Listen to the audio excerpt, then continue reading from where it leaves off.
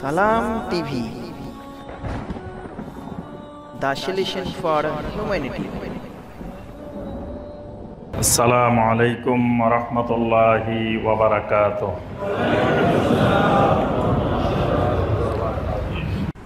ওয়া মিনান নাসি মান ইউজাদিলু ফিল্লাহি বিগাইরি ইলমিন ওয়ালা হুদান ওয়ালা কিতাবিম মুনির। আল্লাহ রাব্বুল আলামিন বলেন, মানুষের মধ্য থেকে কিছু মানুষ আছে আল্লাহর ব্যাপারে ঝগড়া করে। এই ঝগড়াতে মানুষগুলো ঝগড়া করার মূল কারণ হলো বেগাইরি ইলমিন, আল্লাহর ব্যাপারে তাদের কোনো এলেম নাই।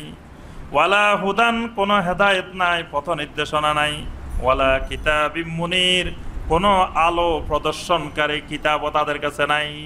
মানে আল্লাহ সম্পর্কে নলেজ না থাকার কারণে তারা আল্লাহ সম্পর্কে তর্ক বিতর্ক করে।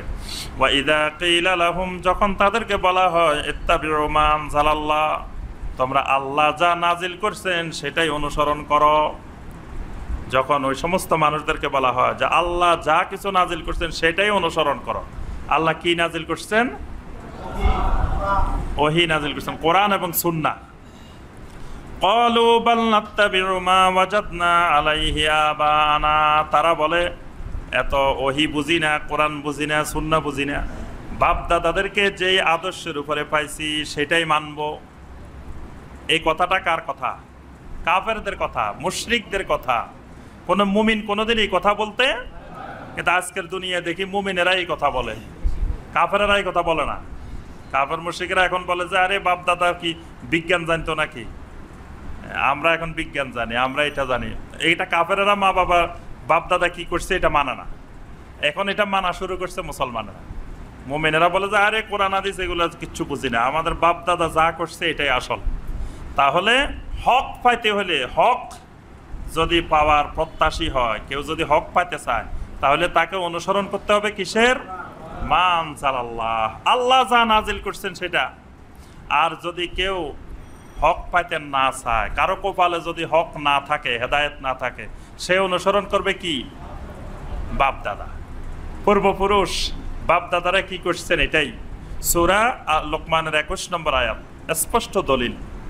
আল্লাহ পাক তাদের কথা বলে দিচ্ছেন যে তাদেরকে যখন বলা হয় ওহীর অনুসরণ করো, তারা বলে যে বাল নাত্তাবিউ মা ওয়াজাদনা আলাইহি আবানা, আমাদের বাপ দাদাদেরকে যেই অবস্থায় পাইছি ওইটাই আমরা মেনে চলবো।